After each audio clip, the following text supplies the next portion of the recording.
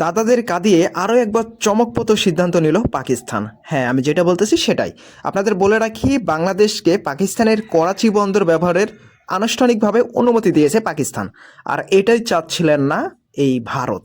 মূলত ভারত কিভাবে বাংলাদেশ এবং পাকিস্তানের মধ্যে সম্পর্ক খারাপ করবে, বাংলাদেশের ভেতর তাদের এজেন্ডা বাস্তবায়ন করবে, এখানেই তাদের ফোকাসটা ছিল। কিন্তু এই ধরনের ঘটনা ঘটবে এটা হয়তো ভারত কখনো কল্পনাই করেনি, যেটা এই মুহূর্তে হয়েছে। আমরা দেখতে পাচ্ছি যে পাকিস্তানের সাথে বাংলাদেশের করাচি বন্দরের যে একটা চুক্তি সেটা স্বাক্ষরিত হয়ে গেছে এবং বাংলাদেশ সেখানে ব্যবহারও করতে পারবে। আসলে আমার মূল বিষয় এখানে না। আপনাদের বলে রাখি, ভারত শুধুমাত্র এই একটা দিক দিয়ে বাদ যেখাতে তা কিন্তু না। আপনাদের সেই ভিডিওটা আপনাদের আমি দেখাবো। তার আগে আপনাদের বলে রাখি, ভারত কিন্তু চারিদিক থেকে বাঁশ খাওয়া শুরু করেছে।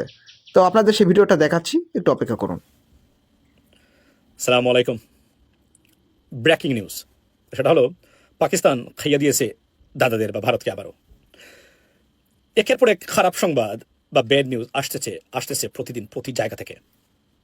চীন থেকে, তুরস্ক থেকে, পাকিস্তান থেকে, আপনার ইজিপ্ট থেকে, ইউনাইটেড স্টেটস অফ আমেরিকা থেকে, সব জায়গা থেকে, তুরস্ক থেকে। তার একটা খবর হলো যে আপনারা দেখতেন পিছনে আজকে করাচি বন্দর, এটা শোনাই, আপনাদের কীভাবে শোনাই এটা, এই দেখেন, বাংলাদেশকে করাচি বন্দর ব্যবহারের অনুমতি আনুষ্ঠানিকভাবে ঘোষণা করলো বা চুক্তি স্বাক্ষর হলো পাকিস্তানের সাথে। ফলে দাদারা বা ভারত যারা আছেন তারা যে চাল খেলেছিলেন বাংলাদেশ পারবে না, অর্থাৎ লেভারেজ অ্যাডভান্টেজ নিয়ে বাংলাদেশকে চাপে ফেলে শেখ হাসিনাকে প্রতিষ্ঠা করা বা ফেসিবাদকে প্রতিষ্ঠা করা বাংলাদেশে এক একটা পর এক একটা চাল মক্তব্যে পড়তেছে। Ladies and gentleman, the bad news for India.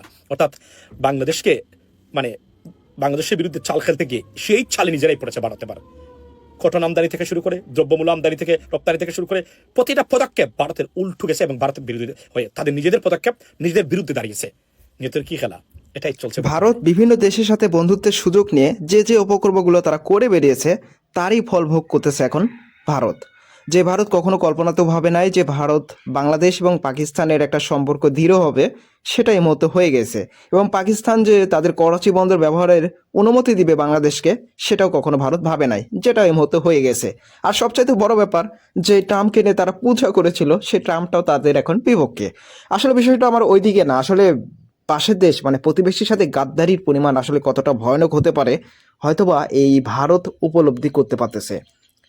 তো এরপরও যদি এই ভারতের শিক্ষা না হয়, তাহলে আসলে আমার বলার কোনো ভাষা নাই। কারণ তারা যেভাবে তাদের প্রতিবেশী রাষ্ট্রগুলাকে দিন দিন তাদের শত্রুতে রূপান্তর করতেছে, এটা ভবিষ্যতে এই ভারতের জন্য মারাত্মকভাবে হুমকি, যেটা এই মুহূর্তে অলরেডি ভারত সেটা বুঝেও গিয়েছে। আর যে কারণে তাদের সুরটা এই মুহূর্তে অনেকটাই নরম। তো যাই হোক, আমাদের এই যে বাংলাদেশ এবং পাকিস্তানের ভিতরে একটা সম্পর্ক দৃঢ় অবস্থানে যাক, এটা আমরাও চাই।